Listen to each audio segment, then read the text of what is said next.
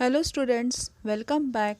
Let's continue our EVS 1 lesson number 5, Water for every household. Water supply for a human settlement. Lakes, rivers, reservoirs are our sources of water.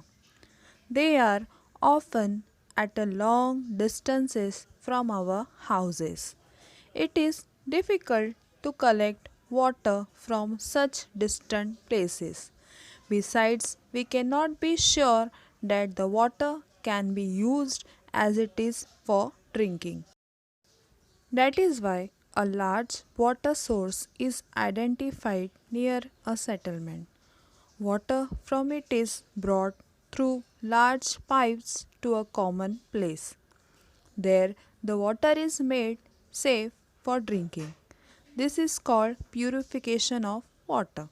Arrangements are made to distribute this water all over the town or city. This is called distribution of water. Water tanks at a height. We know that water flows downwards, but if we want to lift water upwards, we have to use some force. To do that, we need to use a machine. Machines used for lifting water are called pumps. Pumps run on diesel or electricity. Before electricity was discovered, it was not possible to raise water to very great heights, but electric pumps can help us to do so. Hence, water can be filled in tanks at a height, that is, water towers, and supplied from there to towns and cities. Such tanks are used to store the water that leaves the water purification plant. According to need, water is released from these tanks through big pipes. This pipe branches out into many smaller pipes which lead the water to different areas around the large water tank. In a particular area, the pipe branches out into smaller and smaller pipes which take water to every house. In some places, there are two or three common taps for the whole area. People living in that area come there to fill water for their families. Do you know? Human beings cannot live without water. Hence, it is necessary to have a source of water as close as possible to where we live. That is why in olden days cities grew on the banks of big rivers. There are many such cities in our country. Delhi is the capital of our country. It is situated on the banks of the river Yamuna in North India. Patna on the banks of the Ganga in Bihar, and Nashik in Maharashtra on the banks of the Godavari are the other examples of such ancient cities.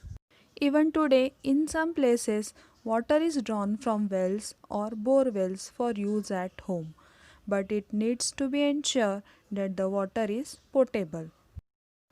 If it is not, then it should be boiled for the purpose of drinking so that it will not endanger our health.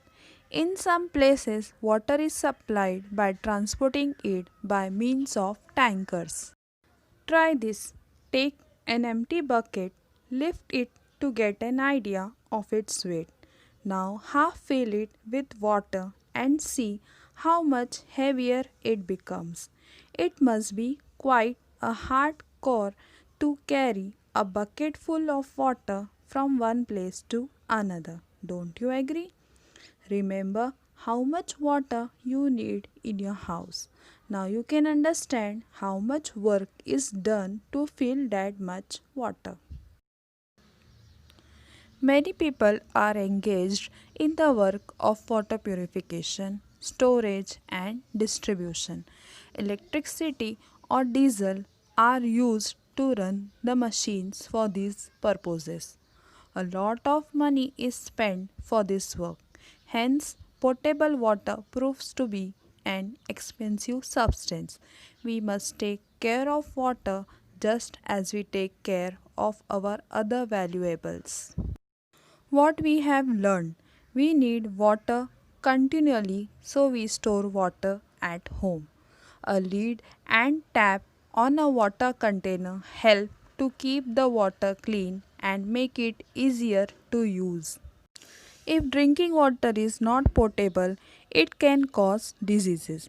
Therefore, special care must be taken of drinking water. Cities and towns have water purification centers and distribution systems. If you use water from other sources, we should ensure that it is potable.